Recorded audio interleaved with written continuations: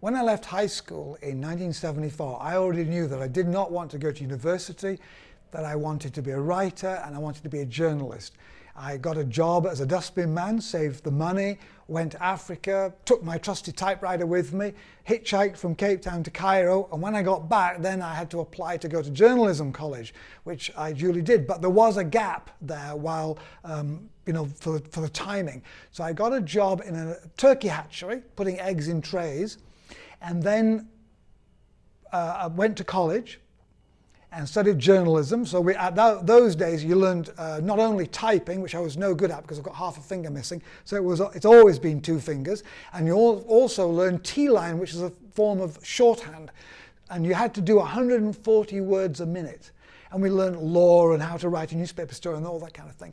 And I fortunately had been invited by a Rotary Club in my home city to give a talk about my travels in Africa, and after that, the editor of the local paper, which was a daily newspaper, came out in the afternoon. He came and said, well, if you train as a journalist, I'll give you a job.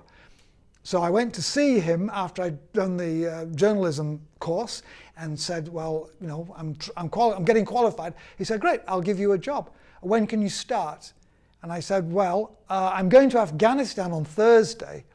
So can we do it after that? He said, well, how long are you going to be away? I said, about 3 months. So he got his diary out and said, so that starts you on whatever day it was.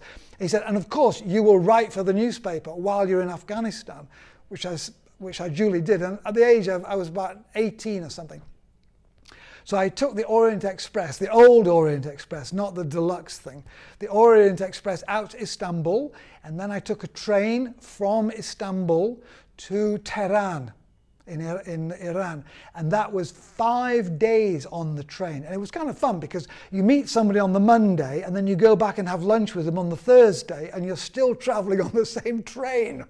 And then from Tehran I tried to hitchhike but through the desert, but that didn't work. So I took a train and eventually got into Afghanistan and had the most wonderful time. It is a very, very beautiful country. I found the people extremely welcoming. Of course, being a very traditional Muslim country, there's a strong divide between male and female. So I don't think I ever talked to any women the whole time I was there.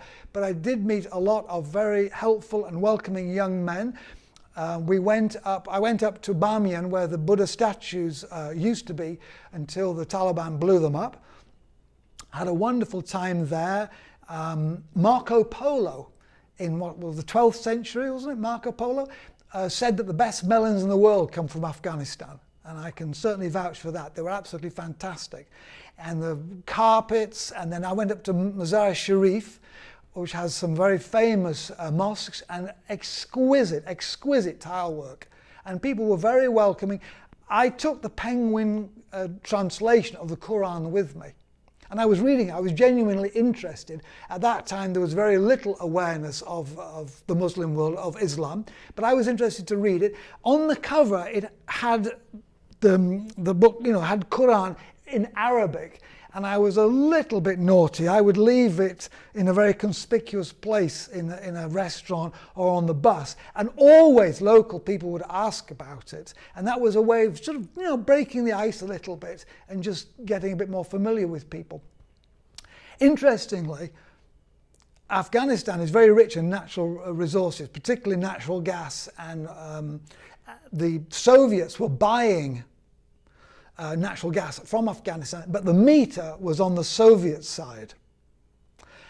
And I wrote in my articles for this newspaper that the tunnels were big enough to take tanks and the bridges were strong enough to take tanks, not actually seriously thinking that a few months later the Soviets would invade, but they certainly did. And I sent all my articles back by post. Unfortunately, one of the articles, I think, is still in the post office in Kandahar because the newspaper never got it. Anyway, I got back to the newspaper and, they published the articles, and I started work, and I worked there for 2 years till I qualified. And then as soon as I was qualified, I decided, okay, that's it, I need to get out in the world again. So quit and went traveling again.